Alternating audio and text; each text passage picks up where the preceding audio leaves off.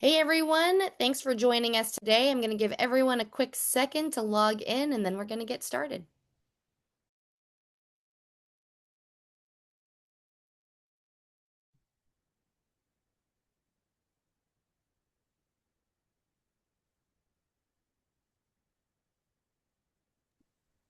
All right. Thank you guys so much for joining us today. Good morning or good afternoon, wherever you might be joining us from today. Welcome to today's webinar, co-hosted by the New York Oracle User Group and Oracle partner Viscosity. We're excited to have Charles Kim, Oracle ACE Director, presenting for us today. And this is a live webinar, so feel free to submit questions in the Q&A field, and Charles will get back to you as he can or following his presentation. We've got a great presentation for you, by the way, leveraging AI for Oracle professionals. This is a pretty fast-paced, demo-heavy webinar, so pay attention and take advantage of Charles's time by asking questions as you need. If you ever have any questions afterwards, feel free to reach out to myself or my colleagues who may be following up with you during the week. All right. Co-hosting with me are Coleman Leviter and Rob Edwards from the New York Oracle Users Group. I'm going to let Coleman talk a little bit about NYOUG. Thank you, Monica, for that kind introduction. So, the New York Oracle Users Group was formed in 1984 for the exchange of ideas, assistance, and support among users of Oracle software products. You can always reach out to us on nyoug.org.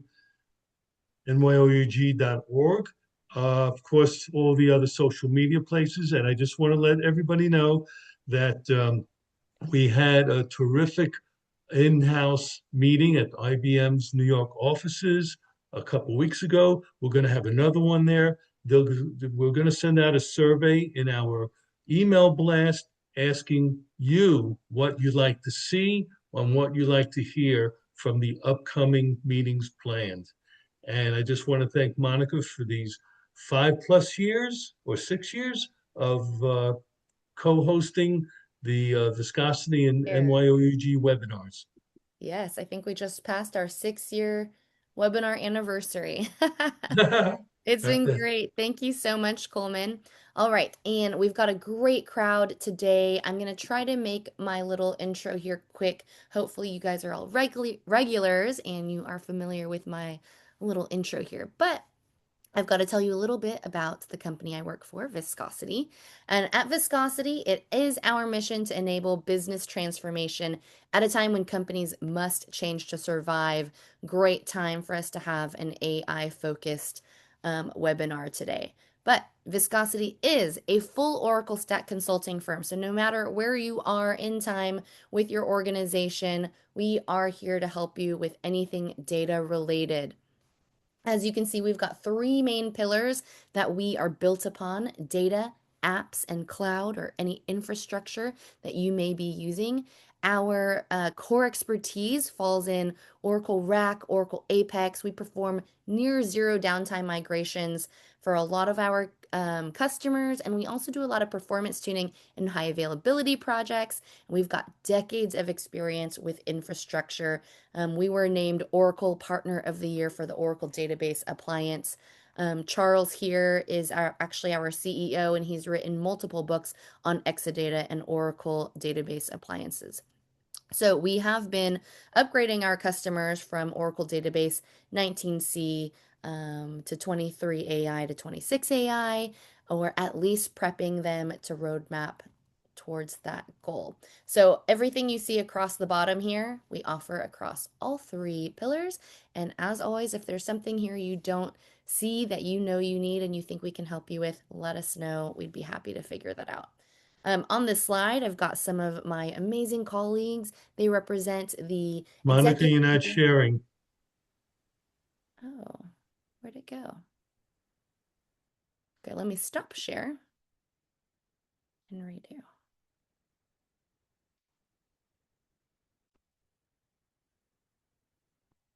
It just went away? Hmm. Okay, how about now? Is it back? I see it. Okay. Well, like I was saying, these are some of our colleagues. They represent our executive management staff and also our lead consultants that we have. They are all part of the Oracle ACE program, which recognizes non-Oracle folks for their commitment to knowledge share and spreading information about Oracle technologies via presentations, whether it's in person or virtual like this. They write books, blogs, they're very active online, so you can always go find an Oracle Ace near you or one that you vibe with and reach out and see if they can help you out. Many of them are consultants. Um, some of them are just Oracle users. So if this is also something that interests you, there are a lot of perks that come with the Oracle ACE program. And I'd like to encourage you to go check out the Oracle ACE site and see if you want to become an ACE or if you need to just reach out to one. All right, and on this slide, I've just got a couple things I like to point out. Today, the only thing I'll point out to you is Oracle License Management. We've got a lot of folks on our team who came from Oracle who have dealt with license management for a long time. So it's much easier to go through partners like us to help with any of your contracts with Oracle. We also make sure that you are only paying for what you need, and we'll follow up with you to make sure you're taking advantage of your investment. All right, and finally, like I said, today is a recorded session and it's live. It will be posted afterwards to www.orapub.com. Orapub is where we house all of our training, whether it's live training or recordings of webinars like this. If you log in as a free member, you have access to all the free webinars we've ever done, and it dates back pretty far, but it's a great place for free resources. If you decide to become a free member, there are extra resources there for you as well as including discounts to our live virtual training. So check that out. We will let you know after the video is uploaded how to go see it. And you can also see these partnered webinars at nyoug.org. But otherwise, Orapub is going to have everything Viscosity's done for free and paid memberships. All right, and as always, check us out at events.viscosityna.com to sign up for our upcoming webinars. And with that, I'm going to hand it over to Coleman to introduce today's session. Do Thank you you, have one? Monica. So I'm going to be very brief here because Charles has a lot of material to go through and I don't want to take Yes. away any of that time. So Charles is a co-founder and CEO of Viscosity North America, highly specialized niche consulting organization comprising of industry experts in Oracle engineered systems, RAC, Oracle Cloud, virtualization, and performance tuning. I want to thank again Viscosity for co-hosting these series of webinars with us. And thank you, Charles, for presenting to us today. All right, let me share. As I'm sharing my desktop. Thank you everybody for joining. I have a lot of content, and I apologize for not being on camera. I miscalculated. Oops, I did it again. I miscalculated, and I am between hotels at this point, so I'm actually presenting from the car. So from a AI perspective, I presented this content at the Suncoast Oracle User Group, Rocky Mountain, and also at Utah Oracle User Group, and realized that so many of our Oracle professionals are not heavily as involved as they should be. So I want my goal is to provide a lot of content. Some parts are kind of alarming in terms of how far AI has progressed, but hopefully you guys can absorb as much as you can. Feel free to ask me questions at any time. Um, and for me, I would love to be able to do this presentation to your company as well. And so I did a 2-day half-day sessions for one of my vendors, and I can deliver similar content to you guys as well. All right, so I've written 13 books so far, working on 14, and we'll have 15 by the end of the year. Uh, Basically been around the Oracle space too long. over 30 something years in the Oracle space, have been doing Oracle since straight out of college. I was lucky enough to work on a project where we had 50 Oracle consultants on site. And when the project ended, joined Oracle, and it's been Oracle ever since. As Monica mentioned, I'm super proud that we have 5 Oracle ACE directors at Viscosity, and I think we have or make up probably 25% of the Oracle ACE directors in USA. We did update our book, Upgrading to Oracle AI Database 26 AI.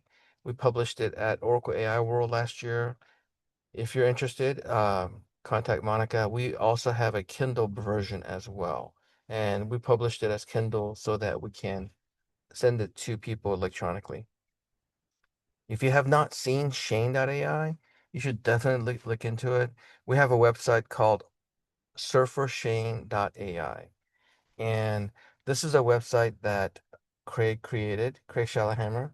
And what it basically is a local LLM. This is a private LLM that Craig taught with all of the books that the ACE directors have written, on performance tuning to our Exadata book, the new features books, his own, all of his Ash and AWR books, and all of our webinars.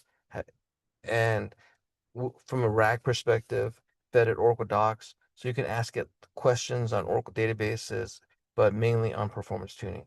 And the newer version will even redact your AWRs, because we know that customers do not like uploading some customers consider content in the AWR to be sensitive information because it's got SQL in there, and it also has their host names and IP addresses, and a lot of our financial customers consider that to be confidential information.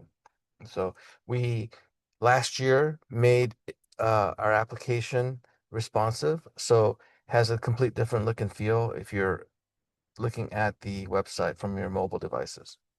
Go check it out. It's available for any of our AuraPub members. From an agenda perspective, we're going to go as much as we can, but I want to go through how do I use AI? What are the challenges? If you have not heard of MCP, which is Model Context Protocol, that's where it's really big in the Oracle space, looking at the AI landscape, use cases, um, ethics and guardrails. And I'll go through that throughout the presentation, and looking at how to leverage AI to manipulate and look at your data as well. And that goes into the MCP series as well. I don't know if you guys are aware, but AI is very capable of generating Word documents, PowerPoints, Excels, and I'll actually show you right here what I'm talking about. I actually did this for a client recently. This is a budgetary quote that we submitted to one of our clients, and this is a VMware to KVM migration. This entire thing was generated. Oops, oh, sorry, I went too fast. This entire spreadsheet was generated by AI. And then I took this spreadsheet, and the reason why you have this gray area is because I took out the company name and the logo for the company. And I took the spreadsheet and I asked AI to generate me the Word document SOW into our viscosity format. And so, and I spent a lot of time back a few months ago in with AI to feed our template and do all this stuff. Now this is all available on with Claude. Claude has this thing called Claude Design, and you could feed now your template documents, and it'll actually do this for you, right? So, but this is what I had it generate the entire cost structure with this entire SOW was 100% generated by AI. And so it started out with a spreadsheet, and that's the way we operate. We send budgetary quotes from our spreadsheets, and once a customer approves it, then we go and go to the SOW format. But now with AI, it makes my life, 100 times easier by having AI generate it. Now, when it comes to sensitive data, then it becomes a little bit more complex, because at that point, what I do is I redact everything, And my final phase is I literally go by hand and enter in all the personal and confidential stuff. Sorry about that. I just did a presentation for Korea, and so it keeps on defaulting to closed captioning and translation. All right, so every vendor has an AI story. I know if I was in front of you, I would ask how many of you guys are using Anthropic, Claude versus OpenAI, ChatGPT, or if you're using Grok and stuff like that. But the reality is that AI is becoming a regular thing in our lives. And so a lot of executives ask, what does AI mean for our business? A lot of executives ask, how do I get my employees to use AI? And as fellow Oracle professionals, it's how do I leverage AI in my career? And that's where we're focusing on today. So let's we do have to talk about the elephant in the room, right? Because AI is AI taking our jobs. And back in January and February, a lot of companies announced layoffs, and including Meta, UPS, Amazon, Block. Um, and at that point, it was literally a reaction. A lot of people were saying that we overhired during COVID, and there's different narratives. Whether you're looking at it from a companies are companies either overhired during the pandemic and they're now uh, figuring out what to do, to our companies laying off and using AI as the excuse. Because the reality is that if you are laying off because you're saying you're doing cost cutting, guess what? Your stock prices fall. If you're saying I'm using AI and I'm as a result of it cutting staff, guess what? Your stock prices go up. And so, and the reality, like for Oracle, when Oracle announced their layoff, their stock prices went up. And so, earlier last year, uh, when Oracle announced, it might have been earlier this year, but no, it was earlier last year when they announced their quarterly earnings.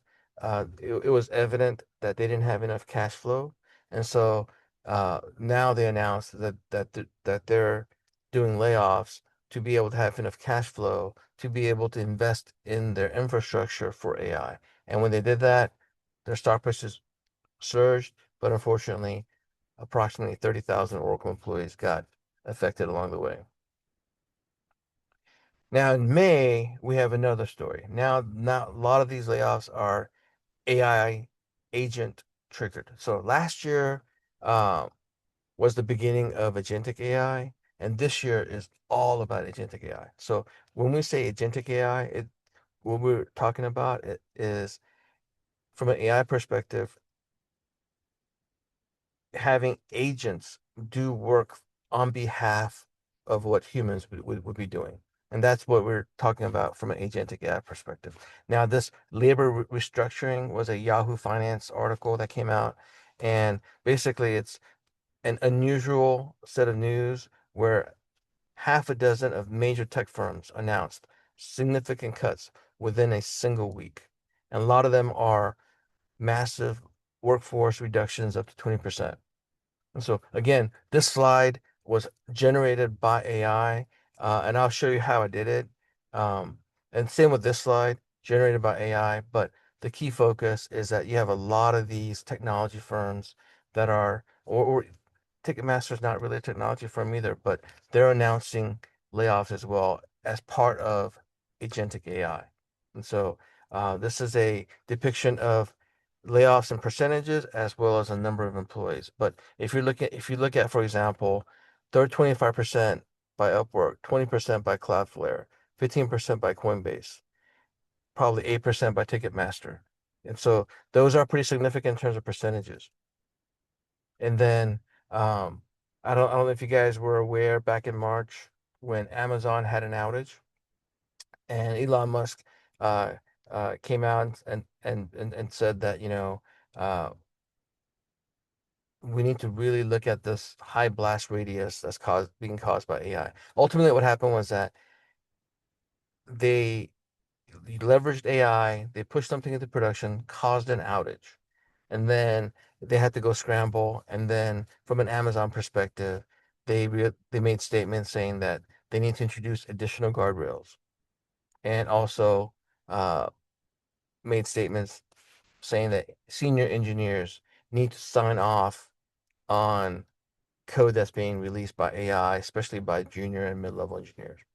And every company should have had these kinds of guardrails anyway. And so it's more like shortcuts that they've taken with AI as well. And so this session's, not about hype. It's not about, replacing yourself with chatbots. I want to provide you tools so that you understand and how do you get to where you are to leverage more and more AI as you go, right? So if you tried ChatGPT back in 2023 or 2024, it was impressive, but it wasn't really reliable. Too much hallucinations, too many uh, issues with what AI generated, and it wasn't that good. But 2026, something happened in 2026, and this is the reality: is that something happened in 2026. AI is exponentially better than it was the previous years. And so in the AI world, things move really quick. And even when I did this presentation and back in February with Armug, back in March with Suncoast and Utah, and then now AI has progressed significantly since then. Like for example, Opus, Claude had went from 4.6 to 4.7. They're talking about releasing 4.8, and between each release, AI has gotten better. So there was a Twitter article that a 20-year-old kid who's been using AI for years, comp sci major and everything, uh, released on Twitter, and Craig Shalhammer shared this with me, and it really resonated. So I wanted to share it with you guys. And so he said that no matter how good of a prompt engineer that he is and how much he's uh, done with AI, he can't be as effective as the veterans out there. And so, yeah, for example, judgment can't be prompted. Even though AI is a multiplier, the experience that we carry with us, the the gotchas that we've experienced, the security stuff that we've had to live through, the 20-year-olds and the younger generation of vibe coders, they can't catch up. And so we, as experienced and seasoned Oracle engineers, have an upper leg still. And so basically saying that us old farts, if we leverage AI, it equalizes our playing field, right? So if you look at, like, for example, like myself, since being the CEO of Viscosity, I haven't done coding in forever. But now I can compete and I can like challenge the best of my app dev guys now. And so it does really level the playing field with AI. And so, for example, I had to write some uh, Python scripts. I barely know Python. Barely, you know, from a connecting perspective, but definitely the complex stuff. But now I can literally leverage AI and instruct AI to create me complex Python code. And again, this is where experience comes in, right? When I work with AI, I tell it, create me modular Python scripts, create me reusable Python scripts, um, create me API driven Python scripts. And so at the same time, I tell it to standardize when in SQL, and it's just and and and the kind of coding that it generates, it's I can do things that I would have never been able to do, right? And so and for us, the uh, a lot of us know PL SQL, but again, that knowledge can be translated into the AI world. If you're a manager, you should be using AI to do all your presentations. You should be able to do all of your, Word documents, et cetera, et cetera. And so And here's the 80-20 rule, right? AI can do majority of your heavy lifting. And this was back in February and March when I started saying this. This goes even further. If you really, really push AI, you can take that 80% to 100%. But in general, for most people, have AI do 80%. And then you do the 20%. And so we have this thing called AI fatigue, and it's going to be more and more prevalent. A lot of the companies are going to ask you to do more and more with AI. And so what's going to happen is that we're going to get AI to do the 80%, and we as humans will do the last 20%. But guess what? The last 20% is typically the crap that AI could not do. And it's also the harder stuff that AI still could not do. And it's also the stuff that where we have to validate and we have to go verify. Is this what AI generated correct? And so the last 20% is where we focus our expertise on, but it's also is going to cause us to spend time that's going to be more where we have to focus a lot of our attention on. So what I realize now is that as I'm dealing with a lot of the AI stuff, some of the stuff I have to like really focus. It can't be where I have like background music or I have background YouTube going. I have to like super focus just to make sure the AI did the right thing.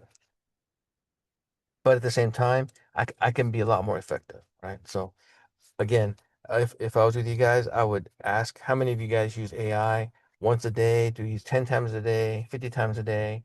And the other question is how much do you pay for AI? Most of the people in the that I've seen in the conferences so far, when I ask how many of them pay for AI, very few people are paying for AI. And the few people that are paying for AI, they're paying for the $20 a month plan.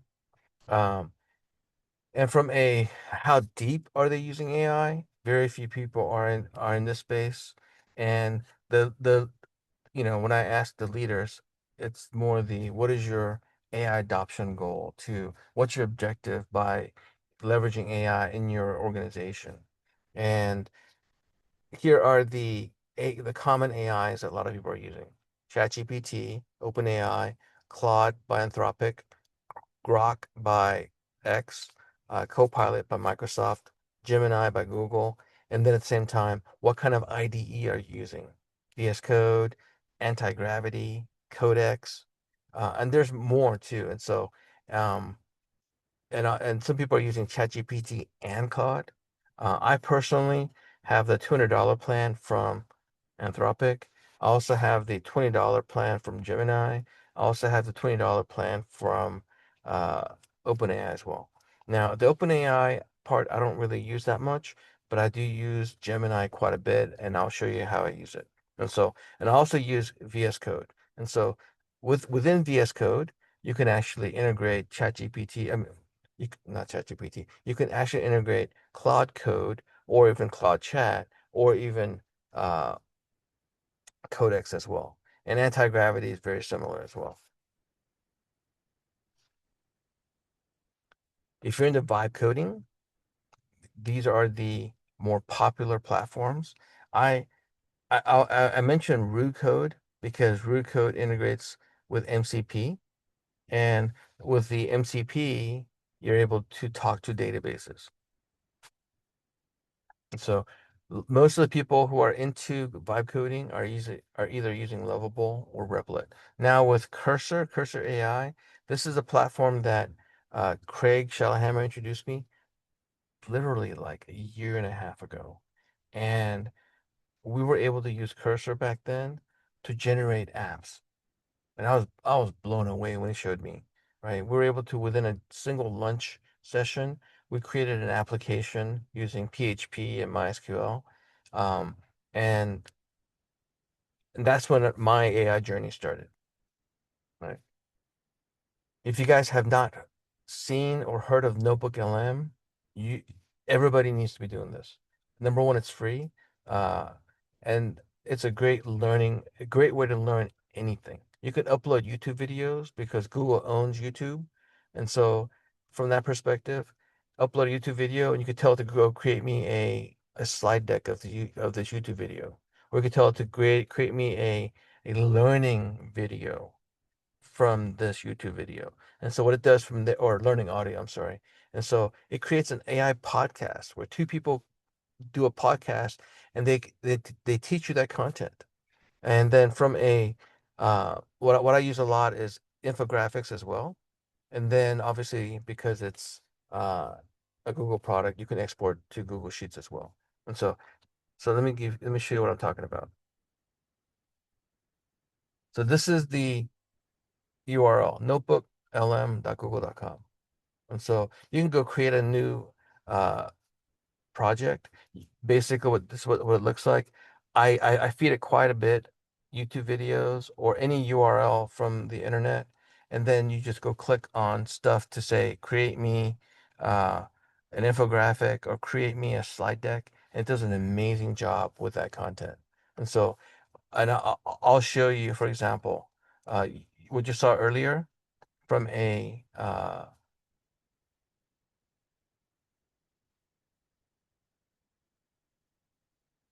this is another video. Hold on, let me see. Maybe I went too far. Here we go. That was the one I was looking at. So if you look at from the slide deck perspective, what it generated for me, right? And so uh, this was the infographic that it created for me. And then this aside here, it's actually generating me a slide deck right now because I pushed it by accident. And so wrong one. I wanted it here. So if you saw earlier the slide deck that I showed you, I actually took this right here and use it as part of my presentation. So what Notebook LM is capable of doing, amazing stuff, right? And so I tell all my kids, if you're not a Notebook LM for as part of your study, you should definitely do it. And so going back, right? Supercharge your Excel spreadsheets. Now, if you're using Claude, they have a plugin for Excel. From what I hear, it's not very good now, but imagine it a year from now. So literally you're putting Claude inside of your Excel. And think about Excel. Excel is the #1 application that everybody uses. And then you'll be able to ask it questions straight from your Excel based on your raw data. And so it's going to displace a lot of the analytic engines that we're talking about. And so again, Claude, ChatGPT, Grok, which is the XAI, Gemini by Google, Copilot by Microsoft, Google, Notebook, and OpenClaw. We'll talk about OpenClaw in a little bit, and obviously we have Oracle's autonomous stuff as well. And so from a Copilot perspective to Apple perspective, both of the major vendors announced that they're not going to try to compete with OpenAI or Claude. So instead, they're going to be in the brokering business.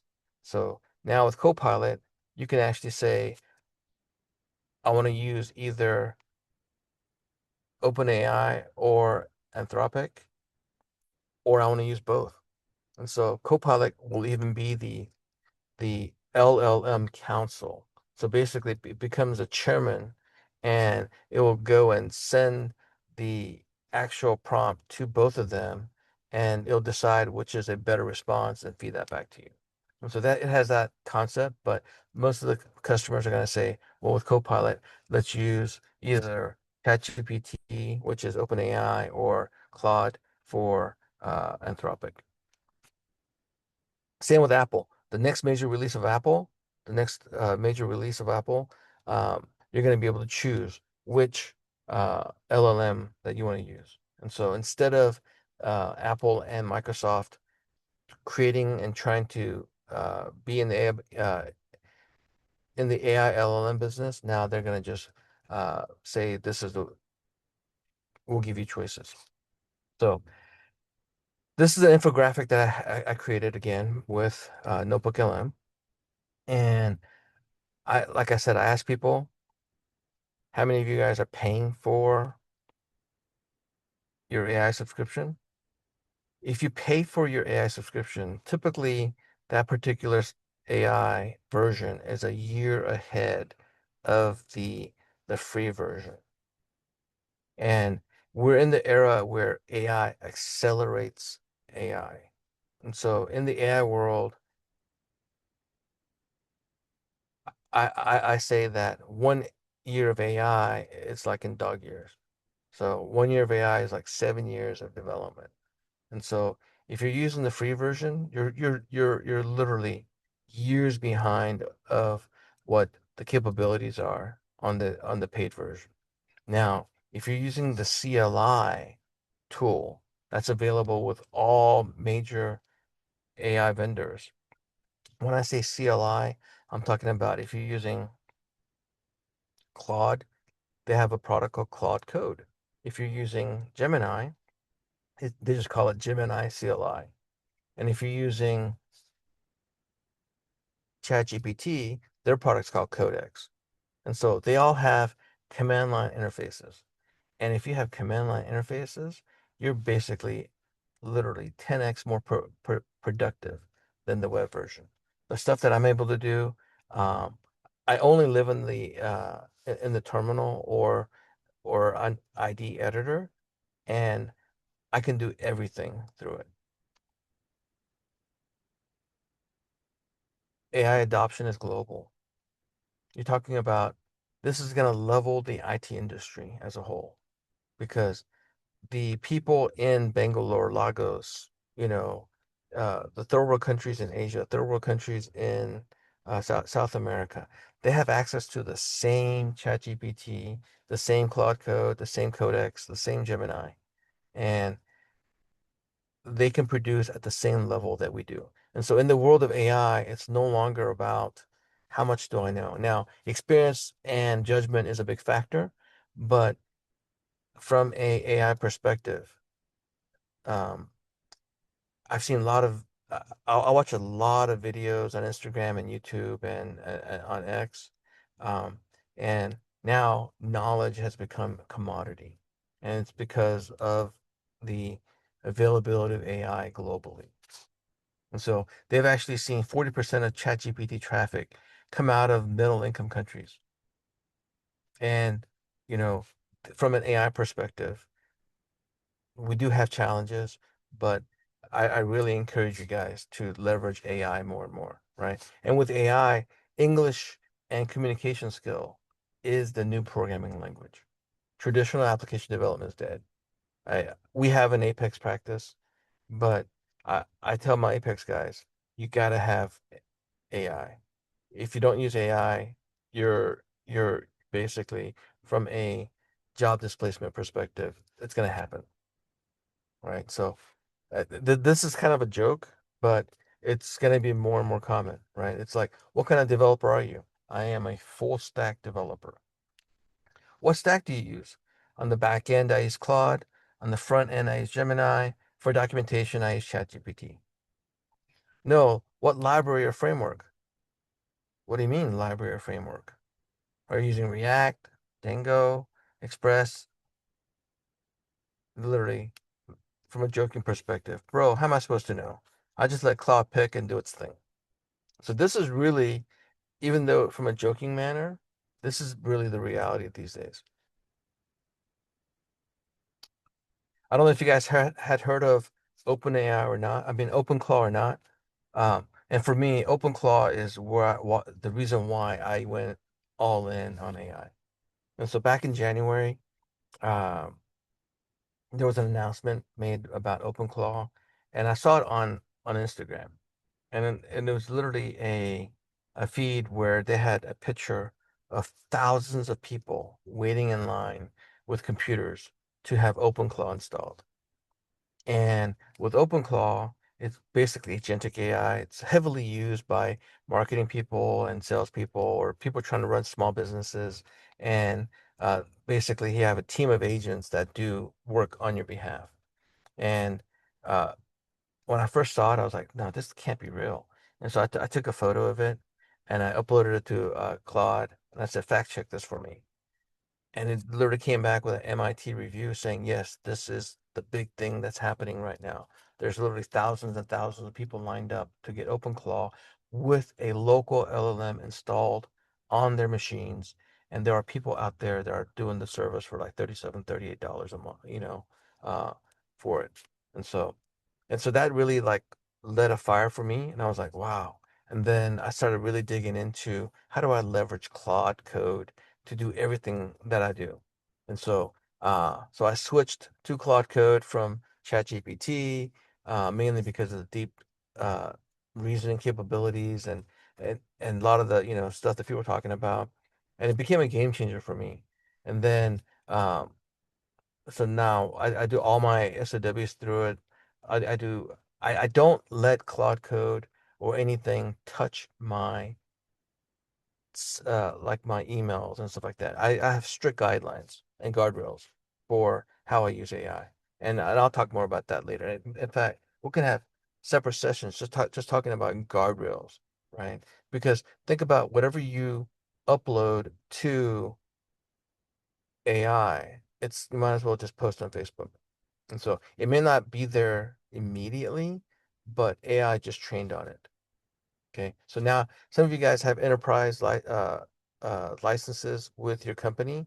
And so what that means is that depending on the enterprise agreement that you sign or they signed with, let's say with Anthropic, uh, it means that Anthropic is not going to train on the company's data. And they also have, depending on the size of the deal, right? So it also means that not only are they not going to train on it, but they will not keep that data either. So smaller customers, they can't pay for both. And so Anthropic will keep their data for up to 30 days. And it's for them is to check for, malintent and check for like hacking and that kind of stuff. But for most companies, the enterprise, that's why they're leveraging uh, AI for the companies. And again, if you haven't used Notebook LM, definitely that's the way to do it. And what I tell people is don't be loyal to just one AI tool. Be loyal to what gives you the best result. So Gemini can transcribe YouTube videos, which is another thing that I mentioned before. Uh, Notebook LM can ingest YouTube videos, and it's great Gemini is great for image and video rendering. And AIs also leapfrog each other. What it means is that ChatGPT, with a newer release, say it's much better, and not much better. It's better than Claude in terms of code generation. And then in a few months, or even a few weeks, Claude Code will come out with a new version, and it'll say it's better than ChatGPT and Codex. And so they constantly leapfrog, and so you always have to constantly check. I don't know if you guys heard of Obsidian. Obsidian is a note-taking tool, but you could put Obsidian with Claude Code plus Notebook LLM, and this becomes your second brain. And so it's all about context. It's all about, AI knowing what you do and AI remembering what it did for you. And so these three combinations is what I use to become my second brain. So Claude and ChatGPT can create nice Excel spreadsheet. Claude is the best for generating PowerPoint for me on my behalf. And so with Claude, you can actually give it skills. It's all about skills. And you can give it the PowerPoint skill, you can give it the document skill, you can give it the Excel skill. But when you have those skills, it renders PowerPoint decks that look like this. And then what you do is you say, not only use the PowerPoint skill, but integrate with Notebook LM, and it gives you amazing looking slides. So, um, and from a Claude Code perspective, it is a terminal-based application, and you can install Claude Code on Windows, Mac. Mac is the preferred choice for me because it has a native Linux look and feel. Now with Windows, you can do similar, but you have to do a lot more on Windows. And so it's a one script install. It takes about 3 minutes if you just let it automate, and then you can, from an Oracle perspective, we can do a lot of stuff. Generate PL SQL, refactor legacy code. Um, we actually had Craig do a webinar and sessions to generate Apex apps with Claude or with AI in this case. And then with OpenClaw, we had one of our engineers uh, refresh content, Apex content with OpenClaw and website and basically become an agent on his behalf. So this is where it started for me. I took, for example, the screenshot to the right. It was 6 books that you must uh, uh, read by an AI influencer. So I took a screenshot of it, did a copy paste to Claude Code, and I literally told it with a single prompt. I said, download all these 6 books and as a PDF, and when you're done, create me a single document that summarizes all 6 books. And I was really thinking that I wasn't going to be able to do it. And this was, like I said, Opus 4.6. We're at 4.7 now. 4.6, and when I did this was back in February, and I was literally blown away. It downloaded all 6 books, and the last 2, it was saying, "Oh, I'm I'm I'm struggling downloading, but I'll look at alternative ways." And it it downloaded all 6 books and gave me a single document that summarized all 6 books. And once I went that saw that, I was like, wow, what else can it do? And so talk about MCPs, Model Context Protocol, right? So you can point any AI to Oracle using SQL and you can have it do stuff against the database.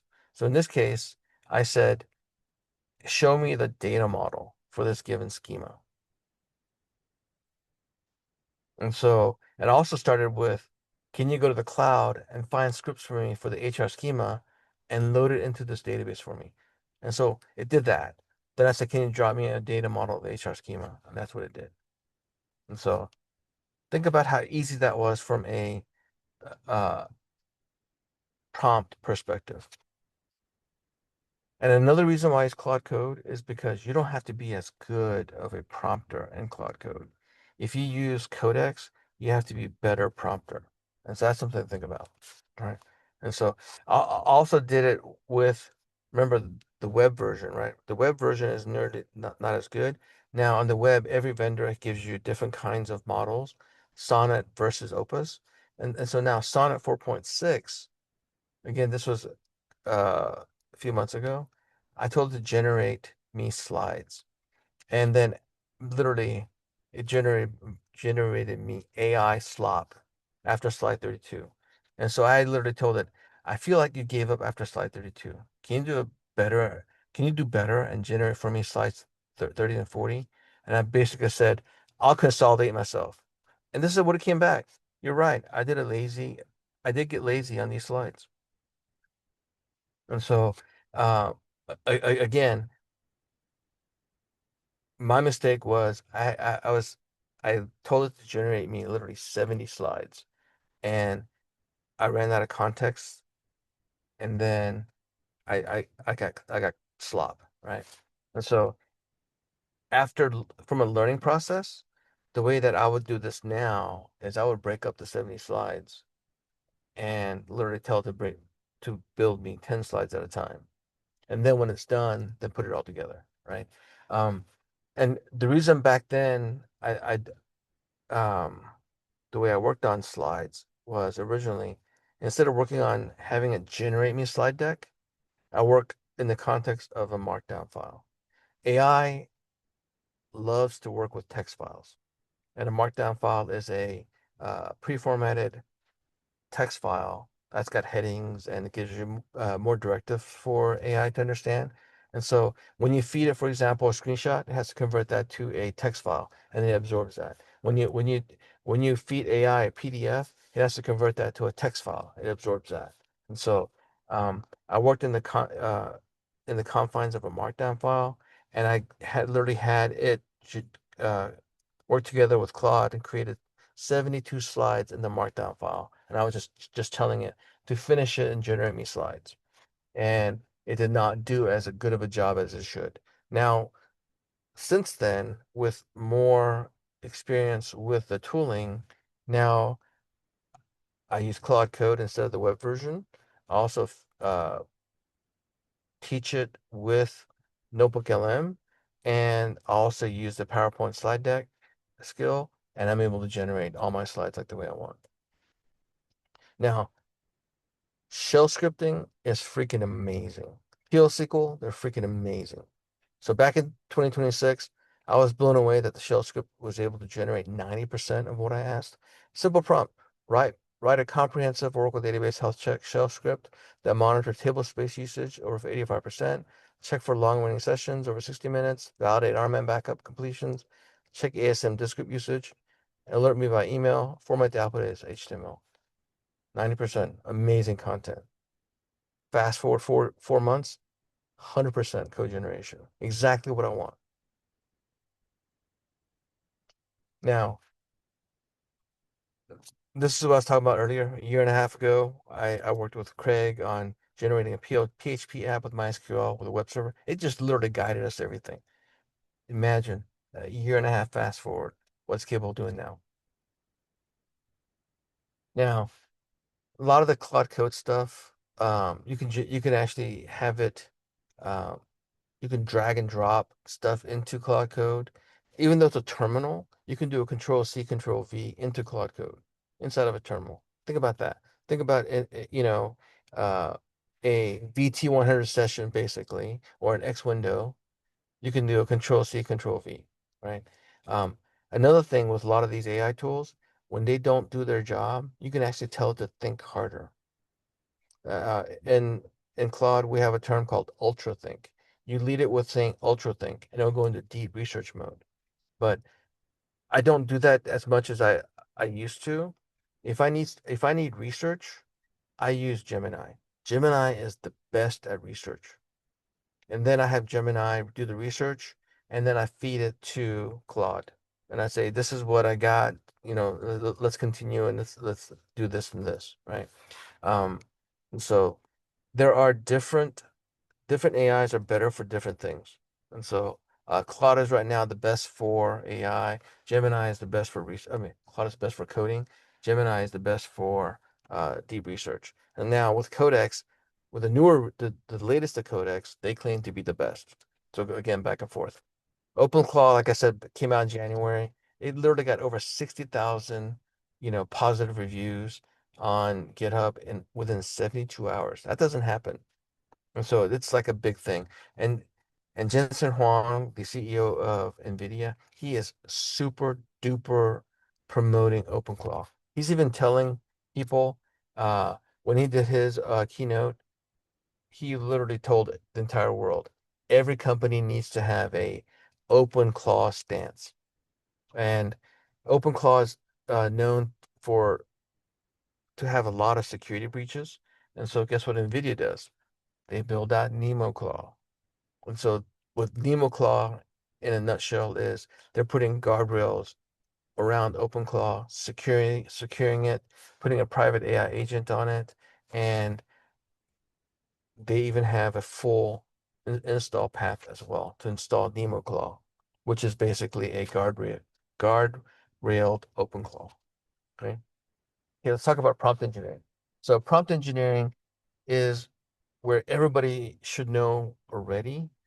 Now the thing now is more about what we call context engineering, and we'll cover more of that route here as well.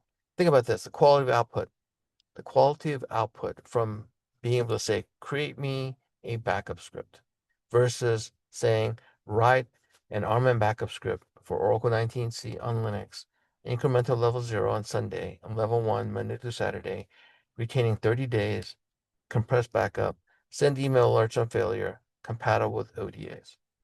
You're going to get a completely different set of results. Think of the word craft. Context is one of them. The more context you give AI, the better the response and the better output you're going to get. So context meaning more details about what you're dealing with, Oracle version, or the version of the OS, version of the ODAs, there's cloud. Am I dealing with rack? Am I dealing with single instance? Role is very important too. You have to tell it that you are an Oracle database expert or Oracle Exadata expert with X amount of years, for example. Um, Actions, another one. Generate me this.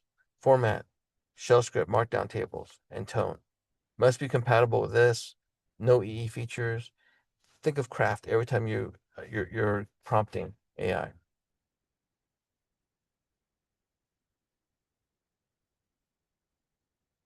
And another thing to do is like we all struggle with prompting.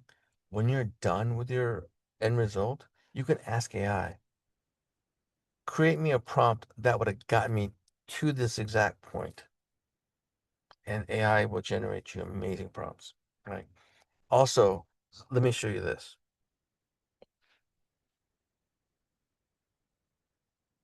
This is one of my websites that I created for another initiative. And the website's called thedatabase.ninja, focusing on security, focusing on AI. But look at these images for Oracle, Postgres, MySQL, SQL Server, and a lot of these AI rendered images, right? And so a human would never be able to have AI generate this kind of image. Let me rephrase that. Most of the humans. I'm sure there are people out there who are so creative and artistic and they can articulate this, but the best way to generate this level of uh, logos is by having AI generate you the prompts. And so what I do in this case is again have Claude. I ask Claude, this is the kind of AI image that I want, and Claude generates me the prompt. Then I go to Google Gemini. Remember, Google Gemini has something called Nano Banana 2, which is supposed to be amazing at generating images. And I tell it to go use that, and then it generates me amazing images. And if you don't get the exact image that you want, you copy and paste that image to back to Claude, and you say, "Hey, it didn't generate exactly what I want. Can you do this? Generates you a new prompt, and you feed it until you get exactly what you want." So now, when it comes to rendering the exact image, you have AI generate the prompt, right? So more prompt engineering. Uh, Again, SQL tuning, don't give it just generic stuff. Give it more context. 19C, orders 50 million, join customers 2 million, hash join 647. It's again, constant. Now, again, how do I migrate to 26 AI? Give me a step-by-step checklist. I'm on 1921 on OEL 7. I need to go to 26AI on OEL 9. I'm on ODA. Give me the pre-checks, the GI upgrades, the GI upgrade steps, DB upgrade, rollback plans, post-upgrade validation. Now, these are shortcuts, but um, I have prompts that are like pages and pages long. And so when I'm trying to do something, what I'll do is I'll typically create little notes in my notes app and on my iPhone, and then when I get to work or when I get home, I take my notes and I create better prompts and I feed AI.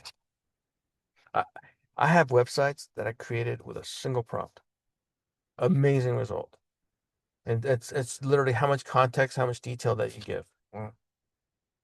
You don't ask AI to jump straight to an answer. Ask it to do step by step. That's another key AI phrase, right? You can even ask AI to plan. The keywords plan. Tell AI to plan, and it'll actually go and sit there and ask you questions to plan that. And that is an advanced prompting technique called chain of thought. Okay. A few shot examples. Again, this is where when you want AI to be really good, you actually give it a really good example to follow. And so, uh, and Craig taught me this a long time ago. AI can write with my style of writing. And so what I did was I give it a chapter with one of my books, and I said, write in the same style as me, same tone and same technique. And AI will exactly do that, right? A lot of times I cheat, and I'll literally tell it, go to viscositynas.com and then write with that style, with that content. And then I even tell it, use the same fonts for headings and details. Persona and audience, again, perfect, big difference, right? Write an AWS report as if I'm presenting to a CTO versus write a migration plan for a junior DBA executing this at 2 a.m. Include every key step, expected output, and what to do if something goes wrong. And so different audience, complete different output. And again, your superpower is the ability to communicate up and across the organization. And guess what? A lot of us who have been in the business a long time, we can articulate things that the younger generation just cannot, right? Eli 5. These are shorthand stuff that you should definitely remember. I don't use Eli 5 because the analogies are just too basic for me. I like to use Eli 12. That's explained to me like I'm a 12-year-old. Another one is step by step, which I showed you earlier. Um, the you can use combinations of both, right? Eli 10, step, and TL. Too long, and I don't want to read as much. And these work across all the AI tools. Again, building reusable prompt libraries. Oh, this is a big force multiplier that's been for me as well. When I have, like for example, my tone and my voice, when I tell it to give it guardrails, when I tell it to do certain things a certain way, I actually create a folder. Well, actually, I have a folder called /MD, and these are specific markdown files that I like to tell AI to go in this direction. And so create MD files for a lot of the stuff that you work with. Remember, an MD file is a markdown file, which is nothing more than a text file with better instructions, with headings and stuff like that. Right? AIs hallucinate. We all experienced it. And what makes it even worse is that AI is so confident that this is where it gets scary. I'm sorry you can't read this, but and but I was working on something and between Claude and Gemini, and literally Claude literally told me Gemini hallucinated. And then when I literally took this, copied and pasted in Gemini, Gemini literally admitted, you are 100% on both accounts. I completely hallucinated that flag. This was like 2 days ago, right? And so hallucination is real. And so but both of the both Claude hallucinated and Gemini hallucinated. This example is specifically in this comparison, right? And so again, when I have AI tell me something it can't do it, I feed the other AI and I say, hey, think harder. Is there a solution? And then they both worked against each other, and ultimately it gave me the solution that I was looking for, right? How can you use AI, write better scripts in less time? Shell scripts, Ansible, PL SQL, Python. Always review and test what AI code generated. AI is not your co-pilot. Don't let it be your autopilot. You can use AI for documentation. You can use for AI for your business writing, AI for emails and communication, AI for learning new Oracle technologies faster. And this is where Notebook LM comes fast, right? Notebook LM should be using it to learn everything. It's been a game changer for me. My problem now is that I have this overflow for information. I feel like I'm in constant overflow of data. And so, like I said, uh, you can use AI to analyze and troubleshoot. Be careful with this because a lot of companies have or consider like SQL and stuff like that to be sensitive information. All right. Uh, Key takeaway, and I'll end it with this. I know that we ran long, but key takeaway is this, right? Always uh, provide AI your details and in your context, and tell AI to fact check everything. And so what I do a lot of times is I tell AI to give me reference URLs, and if you have the uh, capability, have AI fact check the other AI because hallucinations are real. And so now, if you have experience, this is where it really boils down. If you're experienced in this area, you could just review everything yourself, right? And then at the same time, for people who are not as experienced in a given area, this is where you have to have AI fact check the other one, right? And then obviously save everything that you do. You can have AI generate you deploy documents. And I do this quite often. When I'm done with a given window, I tell it to go create me a run book and or a deployment guide. And it gives me all the details that I'm looking for.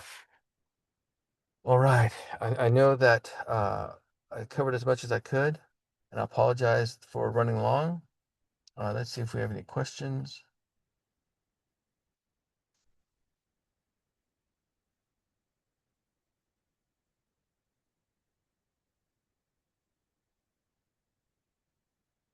All right. So, and I'll answer that offline, and hopefully we can get that.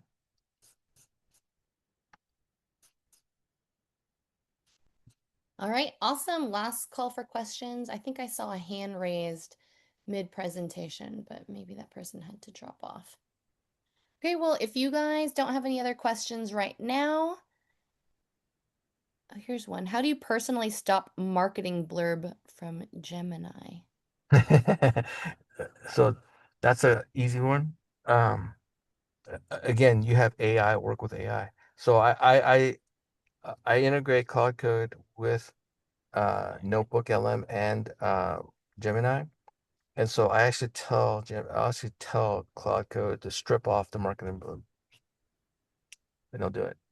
So a lot of times, when content's generated by Notebook LM, it actually puts a thing on the very far right-hand corner that is generated by Notebook LM, and you just tell it to go take it out. Now, I don't do that as much now because I literally tell people that this content was generated by Notebook LM.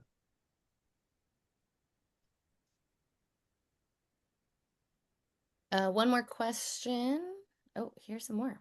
If you guys have time, we can stay on a little longer. Claude, Gemini are supported Oracle Apex AI? Yeah, now Oracle is different, right? Apex has its own AI. And so Oracle's AI is basically uh, driven by, remember AI. So when I said earlier that we can generate Apex apps, it's taking the backdoor of Apex and generating the app. Now, when you're generating Apex app with the AI capabilities that Apex provides, it is a different kind of AI than uh, Cloud Code or ChatGPT. This is Oracle's AI generating Apex apps.